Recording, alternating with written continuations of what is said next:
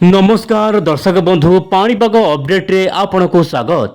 आसीगला काल बैशाखीर पर्व बा मास एबे धीरे धीरे राज्यर विभिन्न अंचल देखा मिल पारे खरा दिनिया वर्षा झड़ वर्षा।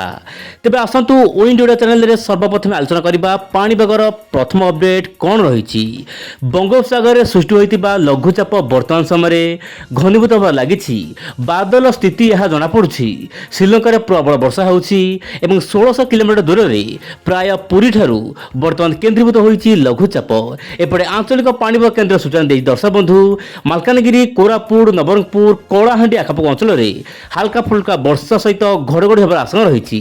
यह सहित जो रोचे आपंकर जमीक रोचे बालेश्वर भद्रक ता सहित केउझर मयूरभंज जिलार आखपाख अंचल हाल्का फुल्का वर्षा रही पारे 23, 24, 25। ता सहित दर्शक बंधु नील रंगर ग्राफ देखंतु मालकानगिरी कोरापुट रायगड़ा कलाहांडी नवरंगपुर जिले में हाल्का वर्षा रही पारे।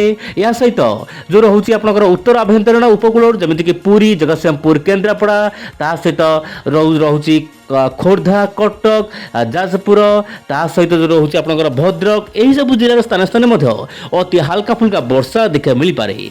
दर्शक बंधु खरा दिनिया रोचे जो वर्षा बा झड़ वर्षा यह पूर्वानुमान करने सामान्य काठिकर पाठ हो जाए से प्रतिदिन पाणीपाग भिडियो देखंतु। आंचलिक पाणीपाग कौन सब नुआ नुआ अपडेट आसूची समस्त अपडेट मुझे पाखे रखा चेष्टा करी। बर्तमान समय आप देखिपे बंगोपसागर में जो लघुचाप रही है धीरे धीरे घनीभूत होगा चेष्टा करुच्ची किंतु प्रतिकूल पाग सकाशे यह घनीभूत न हो पारे कहीं दर्शक बंधु बर्तमान उत्तर पश्चिम दिग शुष्क भाव आसो जहाँ कि लघुचाप घनीभूत हम ना कि बर्तमान समय आप देखु पूर्वल वायु बहु मात्रा ओडिशा मध्य को जीव जेहेतु ये लघुचाप सृष्टि होती किसी ना कि पूर्वल वायु जीव ता सहित बंगोपसागर गोटे गुरुत्व बल सृष्टि होती सहित मध्य प्रदेश आखपाख अंचल में गोटे साइक्लोन सर्कुलेशन सृष्टि हो जाए जहाँपाई कि पूर्वल वायु और पश्चिम वायु मिलन हम समस्त जिला गुड़िक हाल्का फुल्का वर्षा रही पारे। क्या भाव अंचल बड़ वर्षा रही पारे किंतु कौ जिले में केमी वर्षा है बर्तमान कहवा तो बड़ मुस्किल कि वर्षा है। आप देखो केन्द्रापड़ा राजनगर हो केन्द्रापड़ा जम्बू ता सहित भद्रक यह सहित जो रोचे आप तिहिड़ी बासुदेवपुर ता सहित एमतीक रोचे केउझर जिले केत अंचल वर्षा रही पारे।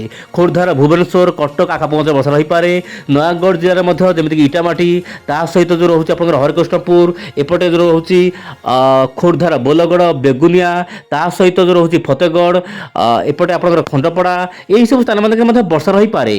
तो ये दर्शक बंधु आपड़ जो अपडेट बर्तमान देखुं मोबाइल स्क्रीन रे जो सहर बा जिलार सदर महकुमा देखुं से ही अंचल वर्षा है मान नुहे किसी अंचल वर्षा हो पारे कौन से अंचल वर्षा है आप समय कमेंट बॉक्स में मत दिंतु आप जिले कौ जिले में वर्षा हो जानीपरि हाँ ये जिले में वर्षा है भल वर्षा है जहाँ दर्शक बंधु मैंने जानीपारे। यह सहित आप देखिपे जम्मू काश्मीर गोटे पैटर्न जो रोचे सिक्किम आसाम मणिपुर पर्यंत क्या दर्शक बंधु पूर्वर उत्तर सबुठी हाल्का फुल्का वर्षा होगापी पाग अनुकूल हो पारे।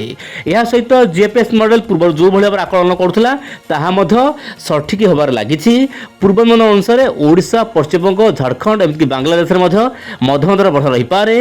बंगोपसागर जो रोचे मध्यभाग में अंडमान निकोबार द्वीपपुंज वर्षा देखा मिल पारे किंतु यही वर्षा स्थान विशेष हम ध्यान दिंतु यही वर्षा स्थान विशेष हम आपण जिले में वर्षा है पुणी पड़ोशी जिले में वर्षा है ना स्थान विशेष हम जेहेतु खरा दिन वर्षा दर्शक बंधु विक्षिप्त वर्षा हो पारे स्थान विशेष हम घड़घड़ी सहित वर्षा हो किंतु कौ कौ जिले में केमी वर्षा निश्चय पर आगामी दिन में स्पष्ट हम।